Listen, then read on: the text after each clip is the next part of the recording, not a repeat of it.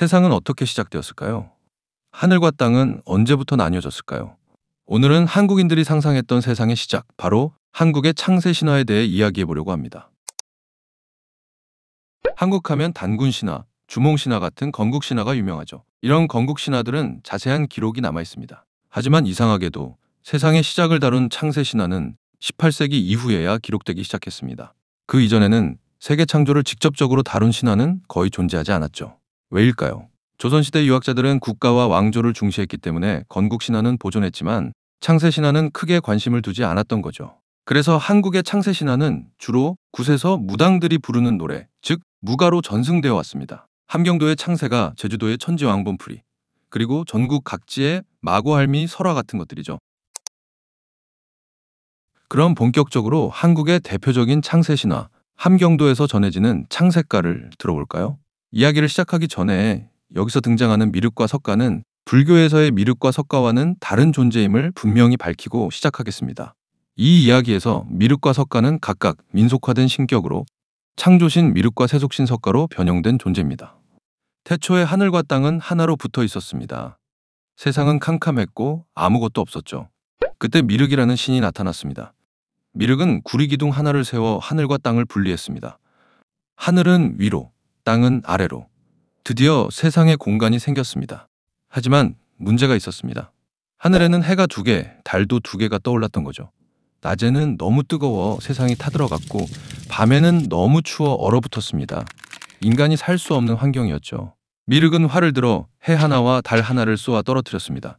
그제야 세상은 적당히 따뜻하고 시원한, 살기 좋은 곳이 되었습니다.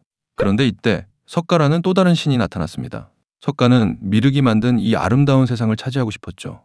석가가 말했습니다. 우리 둘 중 누가 이 세상을 다스릴지 내기를 하지 않겠소? 미륵이 물었습니다.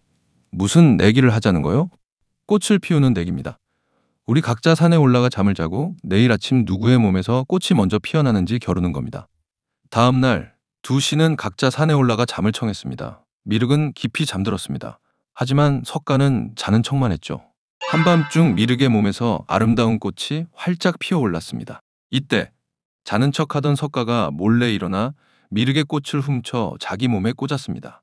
아침이 되자 석가가 외쳤습니다. 보시오, 내 몸에 꽃이 피었소. 내가 이겼소. 미륵은 모든 것을 알아차렸습니다. 하지만 석가의 비겁한 행동에 질려버렸죠. 미륵이 말했습니다. 좋소. 당신이 이 세상을 가지시오. 하지만 당신이 다스리는 세상은 거짓과 속임수로 가득한 타락한 세상이 될 것이오. 미륵은 그렇게 저주를 남기고 하늘로 사라져버렸습니다. 인간 세계를 차지한 석가는 지상에 수천 명의 인간을 창조했습니다. 그리고 그들에게 문명을 가르쳤죠. 특히 석가는 인간에게 화식, 즉 불을 사용해 음식을 익혀 먹는 방법을 가르쳤습니다. 하지만 석가의 무리 중 2사람은 화식을 거부했습니다. 그들은 죽어서 소나무와 바위가 되었다고 합니다. 영원히 변치 않는 존재가 된 거죠. 제주도에서는 천지왕본풀이라는 또 다른 창세 신화가 전해집니다. 옛날, 아주 먼 옛날, 하늘과 땅이 아직 구분되지 않았을 때 하늘의 신 천지왕이 이 세상에 내려와 하늘과 땅을 나누고 세상을 다스릴 질서를 세우기 시작했습니다. 그는 하늘을 밝히고 바다와 땅을 만들고 세상의 모든 생명들이 살아갈 터전을 마련했습니다.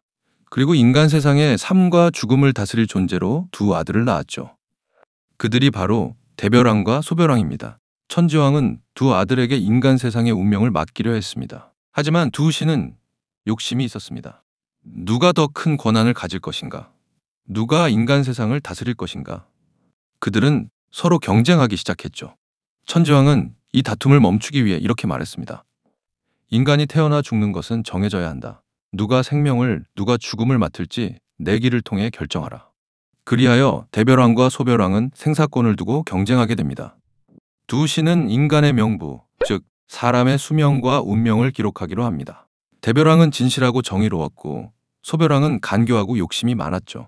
처음에는 대별왕이 인간의 수명을 기록하고 다스렸습니다.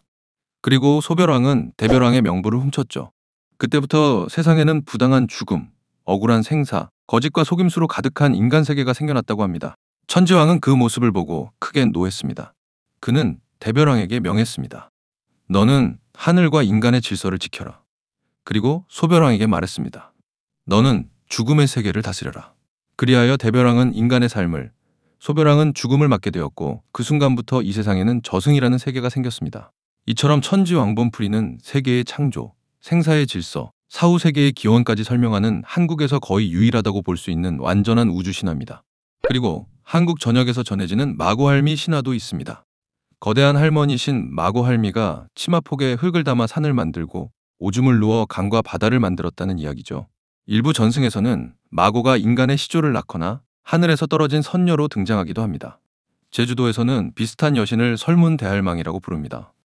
설문대할망이 치마에 담았던 흙이 떨어져 제주도의 오름들이 만들어졌다고 하죠.